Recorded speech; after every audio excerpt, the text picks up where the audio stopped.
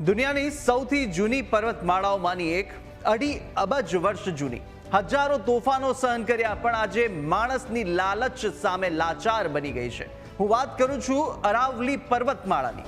ગુજરાતથી રાજસ્થાન, હરિયાણા અને દિલ્હી સુધી ફેલાયેલી 690 કિલોમીટર લાંબી અરાવલી થારના રણને રોકતી કુદરતી દિવાલ છે અને જમીનના પાણીનો સૌથી મોટો ભંડાર છે. પણ આજે આ અરાવલી ખત્મ થવાની કગાર પર છે. કારણ નિયમોમાં ફેરફાર. સુપ્રીમ કોર્ટે સ્વીકારેલો એક નવો નિયમ, જે 100 મીટરથી ઓછી ઊંચાઈ ધરાવતો પર્વત કે જે અરાવલી ગણાશે નહીં. અને તમને જાણીને આઘાત લાગશે કે અરાવલીના લગભગ 90% પર્વતો 100 મીટરથી ઓછી ઊંચાઈ ધરાવે છે. અર્થાત 90% અરાવલી હવે કાયદાકીય સુરક્ષા બહાર આવી જશે. તો પછી સવાલ થાય કે આનાથી શું થશે? તો આડેધડ માઇનિંગ, પહાડો સમતળ, પાણીનું સ્તર નીચે, રણ આગળ વધશે, ક્લાઇમેટની અસર અને દિલ્હીની હવા વધુ ઝેરી બનશે. આ જ કારણ છે કે આ નિયમને પર્યાવરણીય વિનાશનું આમંત્રણ મનાઈ રહ્યું છે. રાજસ્થાનમાં રસ્તાઓ પર વિરોધ છે.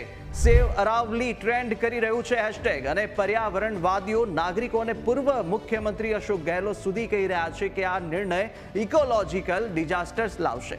સવાલ એક જ છે, જ્યારે અરાવલી તૂટશે ત્યારે ખનન માફિયાઓ તો નફો કમાઈ જશે, પણ સામાન્ય માણસ શું ગુમાવશે?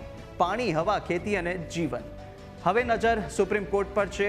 શું આ વ્યાખ્યા ફરી વિચારાશે કે પછી 2.5 અબજ વર્ષ જૂની અરાવલી માત્ર નકશામાં જ બચશે?